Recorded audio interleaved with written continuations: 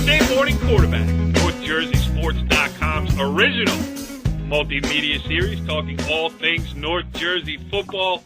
This is Season 2, Episode 14, the final edition here, as we have put a wrap on the 2014 high school football season here in North Jersey. I am Corey Doviak. I'm going to sum it up. A soggy weekend of state final football with the usual cast of characters. Brandon Gregory. Brandon, have you dried out yet, pal? Yes, my hip even held up, so my brand new hip has shown that it can take some wear and tear for year number one. What did you have to make any special concessions? You know, getting in at the press gate, they had the metal detector at the gate before you went in. Did you have to take your hip out before you walked through? If I did that, Jimmy would have had to come get me. Speaking of Jimmy, you know, Jimmy was a trooper. He saw every game at the Meadowlands this weekend, and on Friday night he even stood outside before retreating to the comforts of the press box on Saturday. Is that true, Jimmy? Yeah, I couldn't manage it on Saturday. We went out for the Westwood game, and it started pouring, and unlike Pat, I went up into the press box. Yes, saving Pat, who is Pat Rice, the international man of mystery and the webmaster of BergenPassaiCFootball.com, joining us here. He was outside. He was in rain gear. He saw every game Friday, Saturday, Sunday at the Meadowlands. Pat, you win the Treacherous Duty Award for high school football coverage this year. Well, I guess it's good for something. I am good for something. You're a good weather vane, Pat. Yeah, well, I went upstairs for the Riverdale game with Jimmy. I came down with a few minutes to go in the game. It was starting to go down, and I went down to the field for the Paramus game. Then after the Paramus game with Pascagoula Valley, I went into for some dinner at the Rip-Off Cafe. Right. John Francola from WCTV told me they were having a special 2 cups of coffee for $10. Yeah, right. It's about right. Yeah. Well, I had to. I'm sitting there against the window, looking out on the field, eating, and then all of a sudden I see the rain come down heavily, and I said, "I'm going to go upstairs," and made my way up there. And then for Sunday, I was there for a good part of in the press box for the Lyndon Elizabeth game. And spent a little time for the nightcap with Red Bank Catholic and Del Barton. But other than that, I was out on the field. It was cold, but I was dressed for it, and it was kind of nice. Yeah, I mean, listen, it is a great thing. There are, as I was standing there, you know, for countless hours, so many things went through my head about how it could be better and how it could be run differently and how all these other things. But the overwhelming thought is that what a cool thing to be a high school kid playing football where the Jets and the Giants play. I mean, you can say that there's too many games, you know, too many brackets. It's watered down. It's not one champion. It's a money grab by the NJSA. Any of those things, and you can make valid points. But the cool thing about it is that those kids that played there this weekend will talk about for the rest of their lives the fact they got to play their final high school game, if they were seniors, on the field at MetLife Stadium. You know, Brandon? Most definitely, you know, like number 21 for Pascagoula Valley, who made that great catch, the one-handed catch. Mike Pimpinella. Remember that? Mike Pimpinella. He will remember that forever. You know, it was on the screen. So, you know, it was a good weekend, a long weekend, but, you know, it's not about anything else but for the kids. So that's the most important thing, and I enjoyed myself when I was out there doing the post this past weekend.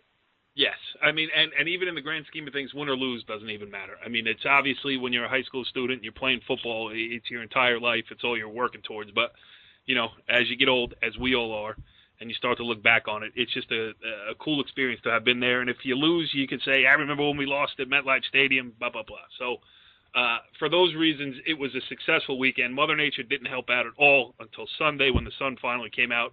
I mean, it rained from kickoff of the Cresskill-Verona game Friday night at 5 right through Saturday night. The final game there played Montclair, the Montclair game. So, you know, from that aspect, it was a little bit miserable. Let's go around here. No real structure to this show. Let's just get some thoughts on the weekend. Jimmy, when you think back, what was the game that stuck out to you, you know, as the best one you saw? I think 2 of them. One, obviously, the 2 undefeated teams, Westwood and and Waldwick. Obviously, two outstanding teams. Westwood hung on to win, but obviously Waldwick, what they've done with co-op program the last 2 years has been outstanding, and a game that really wasn't in our area, Parsippany Hills. Just an outstanding display, beating an undefeated Cranford team with an undersized team, tailback by the last name of Gallego, who's probably 5'3", 160 pounds, just refused to lose, and they won the game. Yeah, Cranford, a little star-crossed in the state tournament as of late. I mean, I only know that because 2 years ago I was down there when Palisades Park, the old alma mater, beat them in the semifinals to get to the Meadowlands 2 years ago. So Cranford, a tough history there. You mentioned the Westwood game, and it was the final high school game for Nolan Borgerson, the senior wide receiver who set all kinds of state records as far as receptions, receiving touchdowns. Made a great play from what I understand. Richie Barton covered the game for NorthJerseySports.com. And most of his story was about the fact that Dragon Eddie broke into the open, and Borgerson used his blazing speed to track him down from behind. Richie's point was, kid who's made his living, his name, his scholarship on his offense, made the defensive play in the game to save it for Westwood, or at least to keep him in a comfort zone, because they stopped him at the 1 yard line right after that. And it was a real momentum swinger in the game. And we got some sound with Nolan Borgerson. Now, I will say this. The interviews that we played tonight, for the most part, I don't know who the kids are talking to. There were so many reporters there sticking recorders in their faces. We grabbed as much as we could that got onto our recorders. But here is somebody interviewing Nolan Borgerson. We were like, we can't, we just worked too hard to let this one go by. So we knew we were going to do it, and it's just awesome to see the hard work pay off, man. What about the stop play? Yeah, I know. Evan Hull got ejected on a tough call, so, we wanted to do it for him. We were doing it for guys all year who got injured, and guys like Chris Napoli who got diagnosed with cancer. So we just really wanted to do it for them, and it was the same thing last year. They could have took control of the game, and we dug in and got a stop. This is what we're doing all year. And, you're good coach that you're receiving, but tackling Dragon Eddie, breaking up, knocking down that pass. Yeah, I know. Coaches put me on D for a reason, and, I think I could we just had to play our hearts out, and that's what we did. It's a good play. Specifically, Nolan, Dragon Eddie hits the hole right up the middle. He's got a 10-yard head start on you. What'd you see? He's a big kid. He's probably all of 200 pounds, and he runs really hard. So I knew if I just ran as fast as I could, hopefully he would go the other way. It worked out. You didn't have to get him, He had a good head start. I know, but, it's a state championship. Can't hold anything back now. Tell me about CNAP. Oh, he came in yesterday. Did he? And talked to us, and it was one of the most emotional nights. And he just talked about opportunity, and that word to him means everything. And he said in this game about 90 opportunities, he can't even have one. So it's all for him, and it's all for those guys who weren't able to be out here. Good stuff there from Nolan Borgerson, and I believe that was the great Mark Zerwinski from the record, and also Darren Cooper jumping in with the questions there. So good stuff. I mean, Pat, that kid is something special to watch, huh? Well, he sure is, and I think he made two biggest defensive plays in the game, the one you just mentioned, but I think Jimmy was with me for the second one behind the end zone where they had the fourth down. And from where I'm looking at, I see a hole opening up where the quarterback's about to get through, and Borgerson comes up and just fills it and stops him short of the goal line. Had he scored, that might have been a slightly different game, and then Westwood goes down a 99-yard drive. The other guy, we're probably going to get to him anyway, is Brandon Gallagher. I mean, that kid he gets lost in the shadow a little bit of Borgerson, and he's an excellent player. He ran for a lot of yardage. And I always like to say he runs like Jim Taylor, the old Green Bay Packer fullback. And kids probably don't know who he is, but the parents certainly know who Jim Taylor is, I would think. What do you think? I saw Jim Taylor play, Pat? I mean, come on, man. I did. I never saw you. You did? All right. Yeah. Brandon, you know who Jim Taylor is? Yes, I do. He played with Bart Starr, and he played with Bart Starr on the Green Bay Packers, with Vince Lombardi being the coach, when they ran student body right, student body left. So yeah. Yeah, Gallagher. Very good, very good Go ahead, fullback. Played with Paul Yeah. Horning too. There, Corey. You're young, but we're older. I was just going to say, you guys, it's the first here on the Monday Morning Quarterback. I feel young. I mean, for me, old school is Eric Dickerson. Yeah, you're right. That falls under old school a little bit. All right, with the neck roll and the rec specs.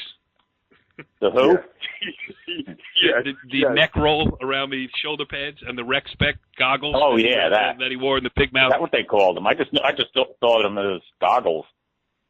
Yeah, no, if you wore glasses, you had to get rec specs. Okay. That was the brand name Back in the day. the mid-'80s. Yeah. All right, that's Westwood.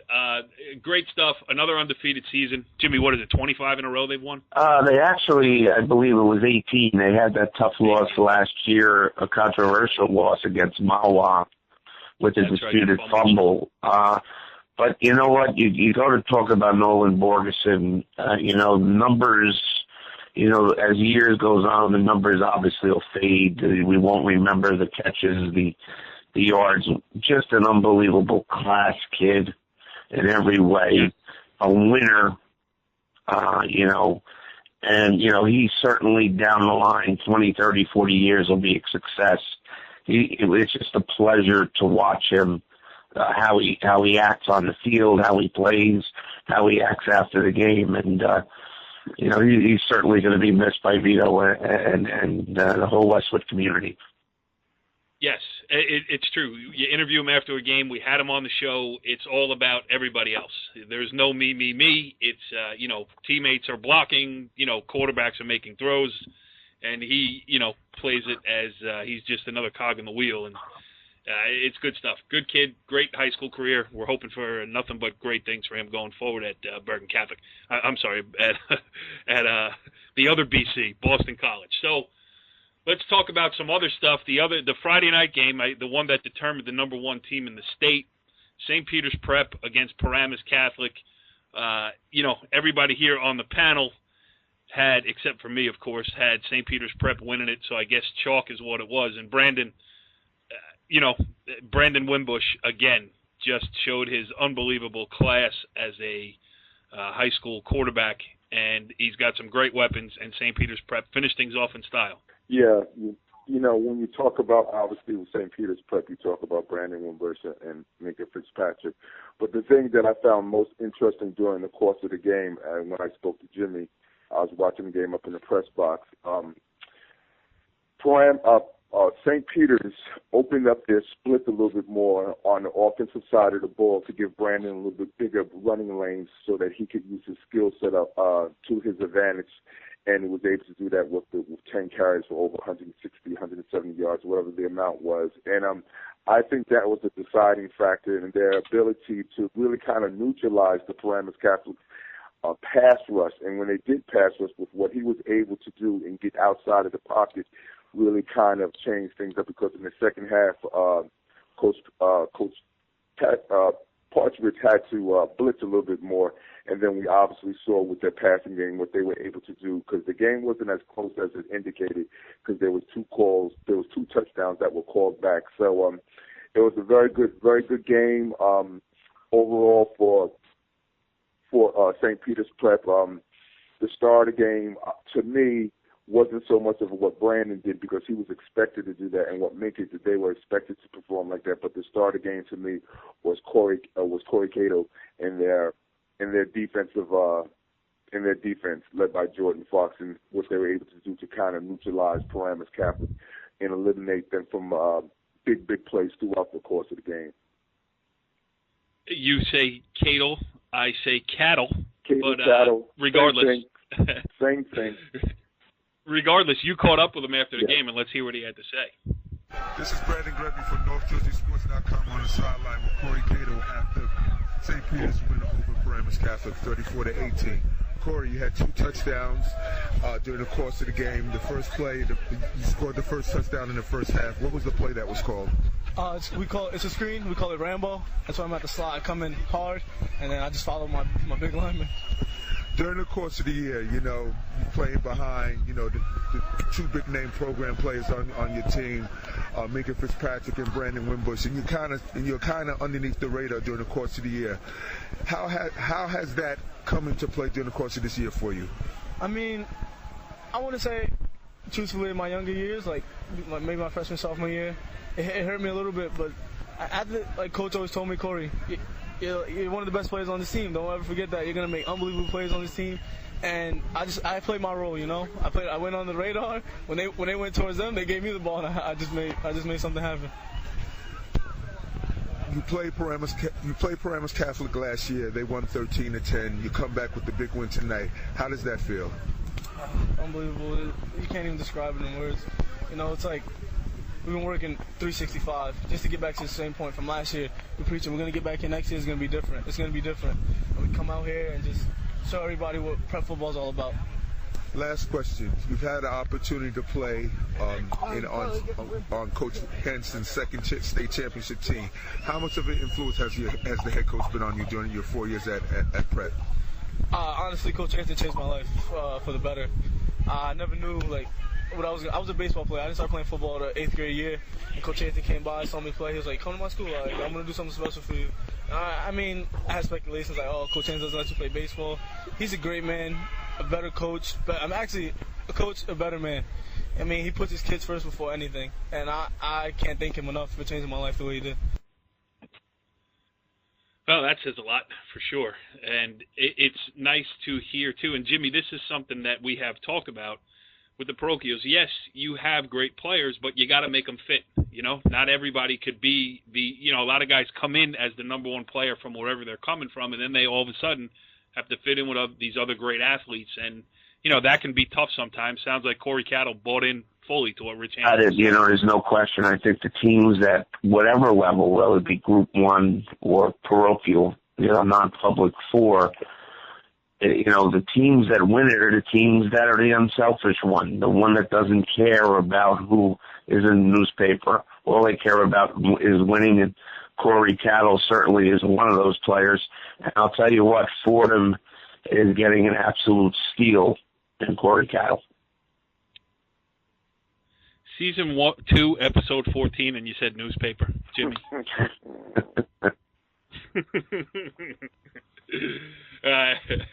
One of the big plays of the game, obviously, was Colton Huber. You want to say block kick, but he really, he caught a punt and took it in for the touchdown. That really changed the whole dynamics of the game. I mean, St. Peter's Prep was winning, you want to say, but they weren't able to break it open, and Huber's blocked punt was huge. He took it right in, and we got sound with him from the game, too. So here's Colton Huber talking about probably what was the play of the game. You changed the game, man, with that block punt. Gave you guys a little bit of good. Talk about that punt. I mean, I've been telling Coach Katz all week, our special teams coordinator. I said, Coach, if we run silver on punt block, I'm blocking it for you. I'm taking it to the house. And that's what I did. I just started trying to make plays for my team, trying to make the game better. Just trying to do everything I can to win championship, and we did it. You had a great line on it. That couldn't have felt great, though, man, because your hands were about an inch from his foot. That ball came out fast.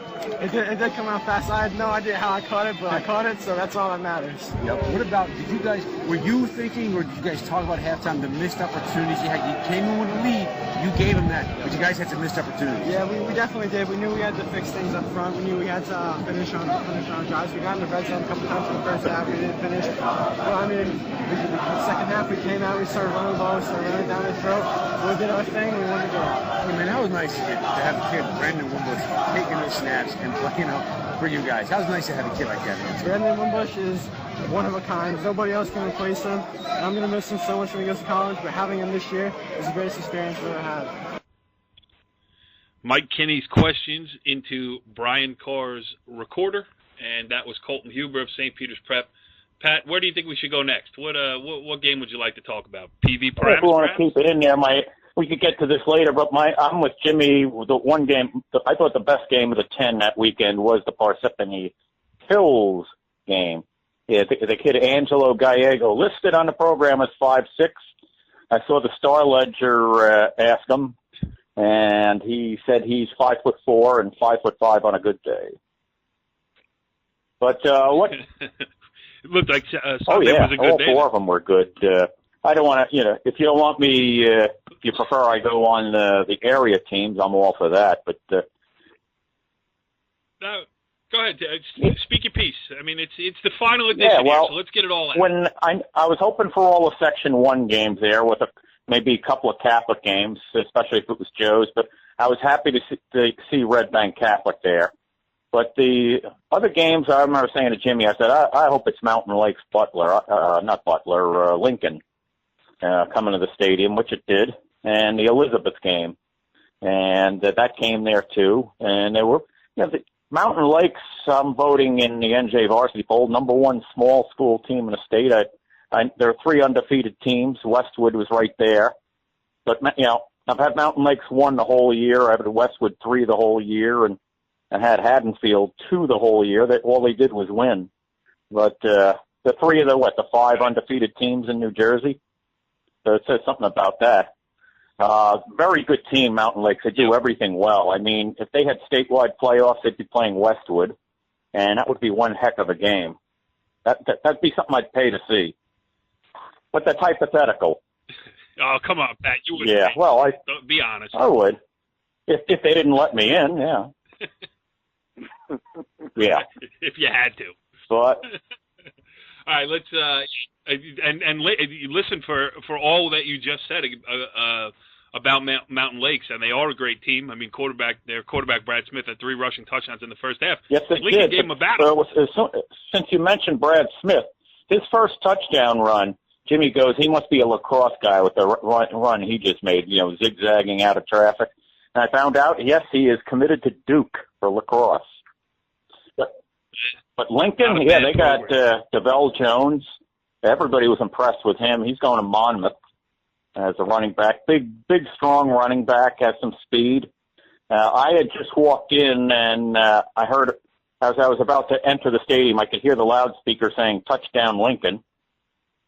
And I got there in time for the 2-point conversion, but Jimmy saw that play in person. And what else are they? They just wouldn't quit. And that's something to be, they can hold their heads high with. They refused to quit. Refused to lose. They did lose, but, if they'd recovered that onside kick at the end, there would have been a nervous sideline for Mountain Lakes. No doubt. And listen, if you've got a Coach of the Year ballot over there on NJ Varsity, Robert Hampton would not be a bad guy to pick. I mean, it's not easy to win at a Jersey City Public with a football program for a myriad of reasons, but not the smallest one is that everybody is looking for Jersey City talent for their parochial school programs across the state. He's kept a lot of those kids home. He's got guys going Division I. He's got discipline, leadership, and they're good, Lincoln. And you hope for a guy like Robert Hampton that he can finally get over the top. But state title or no state title, what a great job at Lincoln this year, Brandon. Like you said, Coach Hampton has done a good job there. The 2 years I've been able to watch Lincoln play, he's a very tough coach, and they need that with the kids and the issues that they have to deal with down at Lincoln. But he does a good job. He demands a lot from his coaching staff, and obviously they are delivering what he's asking. Yeah, real good sports program down there at Lincoln, too. I mean, the boys' basketball team is representative. The girls' basketball team, I believe, has won 2 straight Hudson County tournaments. Probably the favorite again this year. So they're doing things right at Lincoln, and that's good to see. Now let's move over to the Pascack Valley Paramus, which was, a big one for us because it's 2 area teams going at it at a primetime slot, that midday slot on Saturday, a rematch of last year. Jimmy, let's go through our picks here in that bracket. Rich Barton took Roxbury to win it. I took Old Tappan. Brandon took Old Tappan, and Jimmy took Paramus. None of us picked Pascack Valley, and they were as impressive as anybody else. When I picked Paramus, it was just rooting for Danny Sabella, who I have the utmost respect as a coach. But Pascack Valley, and I told Pat this before the game. My one concern for Paramus would they be able to stop the power running game of Pascack Valley? And sure enough, they came out in the power eye, and they were the more physical football team from start to finish. Paramus offensively could just not get anything done. And, you got to credit Pascagoula Valley, back-to-back state championships. Absolutely. All right, let's get some sound from this game. We got an interview here that I did with Craig Nielsen. Here's the thing about Craig Nielsen. More heartbreak than anybody in championship games. Football, one of the worst losses I've ever seen was when he was coaching the Pascagoula Valley softball team, and they lost on a 3-run home run in extra innings against IHA in the Bergen County softball tournament. So he had been through a ton of stuff, got his team to the tip of the mountain many times, finally got over the top last year when he won his first state sectional title with Pascagoula Valley. Now he comes back and does it again. Now the guy can't stop winning. Great thing about Craig Nielsen is his kids are over there celebrating. The NJSI hands out the trophy. They're in the dog pile. They're excited about it. I'm looking for him. I can't find him anywhere. He's doing quiet congratulations with, I don't exactly know who they were, but they looked like people that were important to him in his life. A couple of hugs, and he was just kind of watching the celebration happen, not interested at all in being a rah-rah guy and trying to steal any of the thunder from his kids. And he's a good dude, Craig Nielsen. Here's my conversation with him after the game. What we talk about is when I came to Valley 14 years ago, I told them we are not here to build a good football team. Good football teams come and go. They'll win one year, they disappear for 3 years. You get another good team, they disappear. We came here to build a program. Program means when you lose people to injuries or graduation, the program still runs at a high level. And our kids are taught that, our kids believe that, and it's been showing through the last 11 years. How important to get that first touchdown tonight, to be able to play, you didn't have to go outside your comfort zone. You guys like to run the ball, you had to lead. We had a lot of stuff ready to go. But I thought your second drive was great where you used the play action. Yeah. I mean, there was a great catch, but a great call as well. Well, the thing is, what you have going, because if you can power the ball, I'm going to give my kids credit. They do a good job. It does open up those things. We've gone through a lot of adversity during the course of the year, and our kids have responded every time, and today was no different. I'll tell you who did not do a good job is Corey Doviak on that interview. I mean, you'd think after all this time I would just shut up and let people talk when they want to say something. How bad is that? But anyway, what I cut from the beginning because it was foggy and the recording was horrible. But he said, "This is not about me. This is about my kids. I had my day 40 years ago. Last year's team had its day, and this is the day for these kids to enjoy it and celebrate." Most class definitely. act, when I look at Pascagoula Valley and see how they progressed during the course of the year, I think they really started to really show what kind of team they were going to be the first time they played Old Japan. And I think Jimmy would agree with this. You could see that they were slowly starting to find their groove. They said, and Coach Nielsen said he found a certain amount of plays that he felt comfortable with, that he was going to run, and during the course of that game, you saw that he was what he was doing, and he ran that through the rest of the year, and Pascagoula Valley was able to get over the top, and I commend him and the coaching staff for doing another great job. But I really think that first time that they beat Old Japan 35-28, you could slowly start to see them starting to build toward that state running, obviously with the conclusion that they had this past weekend. Yes, and again, it was, like Jimmy mentioned, they came out in the power eye. They set the tone early. On their first drive, they moved it from their own 25 down to the Paramus 30 and went for it on fourth down. They didn't make it, but they showed right there that they meant business. Then they forced a 3 and out, and again they come out to power the ball.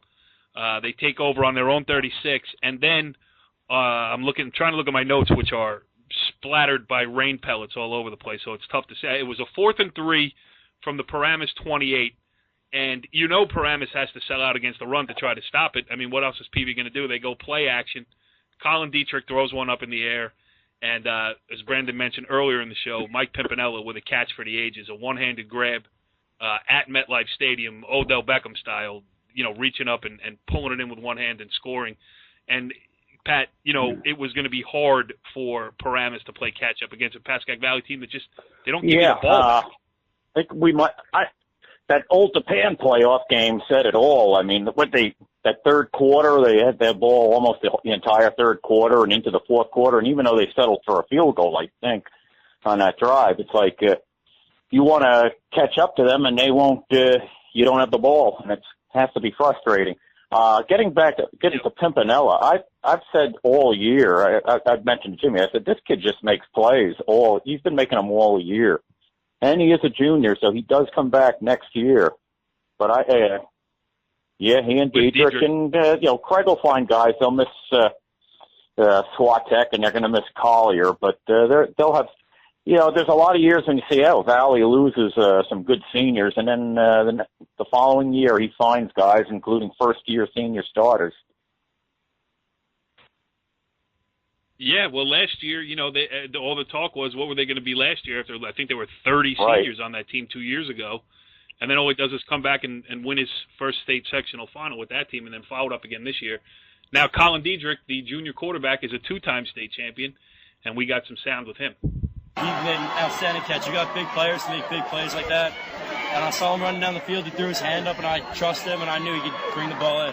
Defensively, 2 years in a row now, you guys have held them in single digits points in the finals. What can you say about your defense, and how important has it been for you guys to play solid defense? Our team revolves around our defense. And Coach Cleary does a great job of prepping them every week. And we just drill everything to the end, and we know what they're going to do when they come out. Thank you. You guys see what you were working in some play action more as the game went along. Is that part of the game plan?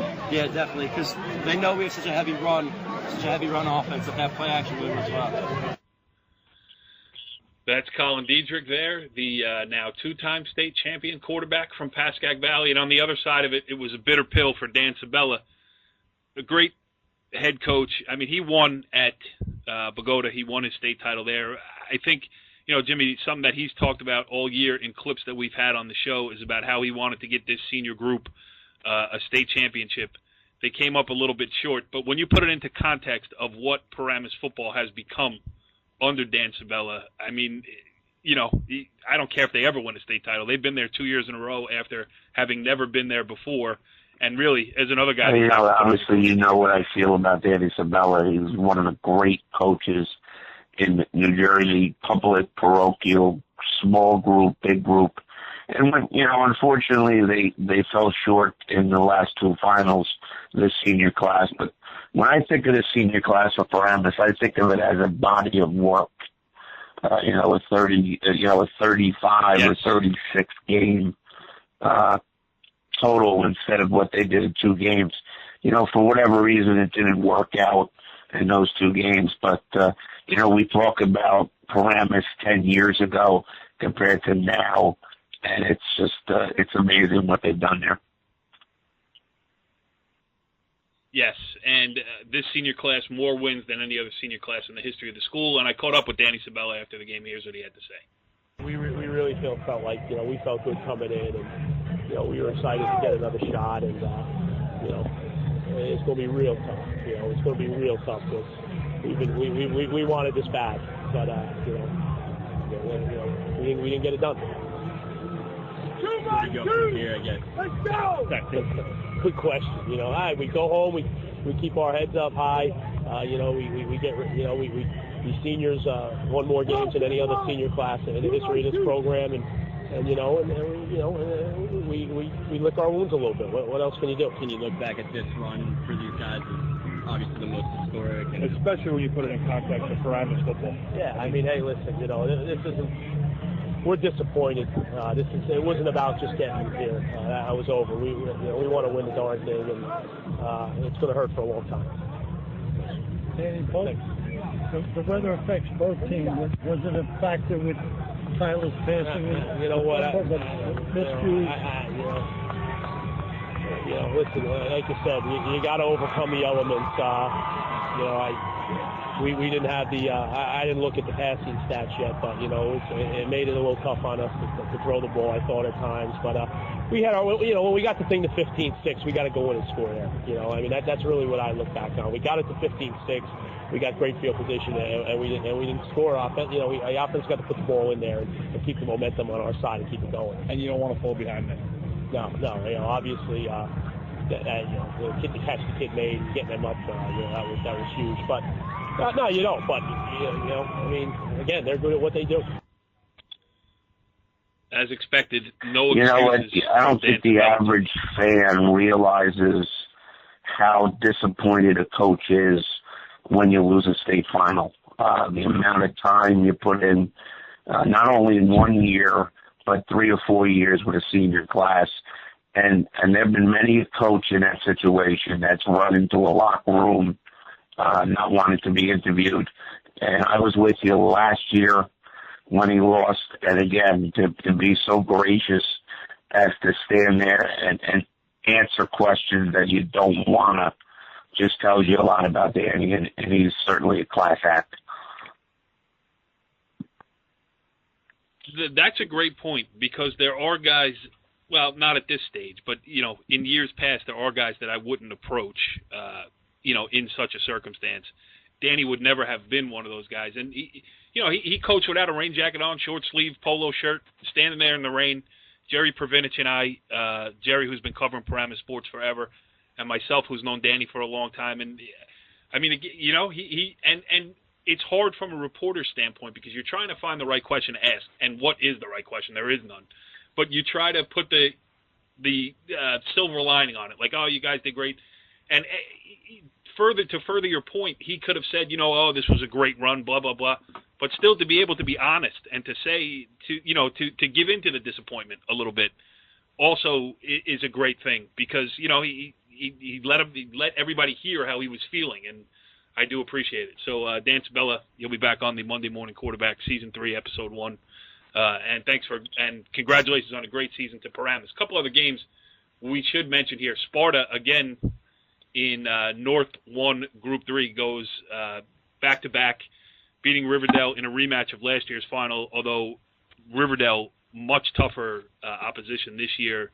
Pat, Riverdale gave Yeah, they sure Sparta did, and they could have won, but they didn't win. A couple of turnovers, the bobble snaps, and I feel badly for that kid. And I don't even know what his name is. I think we just leave him nameless. Yeah. And, it was just a tough one. I got down on the field late in the game. And just being out on a field, I could see DJ Nymphius walking by, and you could just see the disappointment all over him. And I just figured I'd just, make sure I wasn't in his path and just let him be. I usually try to do that with the losing coaches for the most part. And it's just, they played their hearts out. And I think I always like to witness the winning team and the losing team in those big games. And of all the teams, I think nobody felt it harder than the Riverdale team did. They played their hearts out, and they were a good team. I thought they even had a chance to beat Sparta. I picked Sparta to win, but I thought Riverdale had a chance, and I rooted for Riverdale. And it was tough. You feel for the seniors; it's their last game, and they had some good players, and they have some good players coming back. But Yep, Dylan Connolly, the junior quarterback. But opening weekend, Jimmy and I go, along with Brian Carr, we go up to Sparta to watch them play Roxbury. And we walk in, and who's there, Jimmy? Yeah, Coach Nymphius. Coach Nymphius is in the back of the end zone, and I'm saying to myself, do you play them in the next couple of weeks? And obviously the answer was no. And he wanted to take a look at them in week 1, just with the idea maybe he would get a chance, maybe and possibly not, to get a look at them in the playoffs. And I'll tell you what about Coach Nymphius. And you lose a tough game, and as a coach, when you lose that type of game, you don't want to be seen. You don't want to hear from anybody. I get to the stadium on Sunday about 9 o'clock, and we're talking in the end zone, and there's Coach Nymphius in the stands, excited to watch Mountain Lakes, excited to watch football. He's a football junkie. He's a tremendous football coach. And Riverdale was very, very lucky to have him. Yeah, I agree. Yeah, because people mention Dan Sabella, rightfully so, but I think DJ Nymphius is right there with him. Yeah, not to single out Dan Sabella as the only great coach in Bergen County. There are many, many good ones. I mean, we've had a lot of them on the show. We've talked about a lot of them. I mean, we don't mean to slight anybody. It's just you know, it's funny how you keep doing it every year when we reconvene after these state finals. It's funny how we're always talking about the same coaches. It's continuity. They've been there. They've done it year after year. Look at Rich Hansen in, you know, St. Peter's Prep, always building for the next year. And we should just mention Lucas Faria, the senior running back for Sparta. Their workhorse, great high school career. You know, was injured earlier this season, came back, obviously fully healthy, over 200 yards rushing against Riverdale. A real difference maker.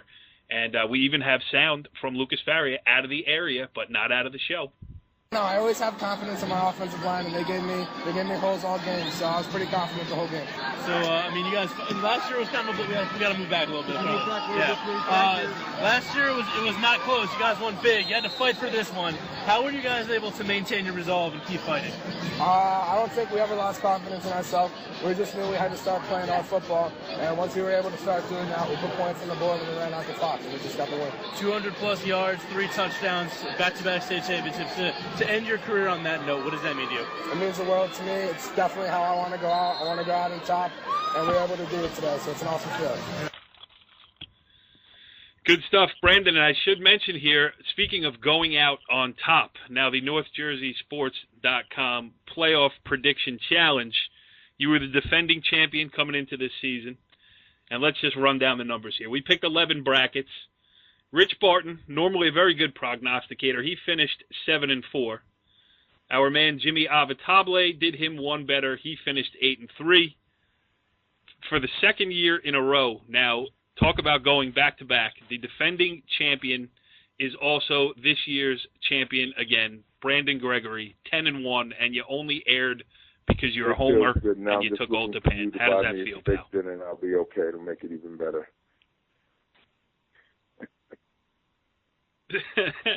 Should I'm glad. I thought the first thing you would say is how come I didn't mention what I did in the 11 games picked. I went 2-9, but in high school football, I got Westwood right and I got DePaul right. Yeah, I mean, who couldn't see those two? You know something? The interesting thing about the brackets this year is not so much of the wins and the losses, just so much the overall play of all the teams. And like I said, my favorite game over the course of the weekend, like you had mentioned in the beginning of the show to me, was because of my connection with the quarterback from St. Peter's Prep with Brandon Wimbush. I'm a happy fan.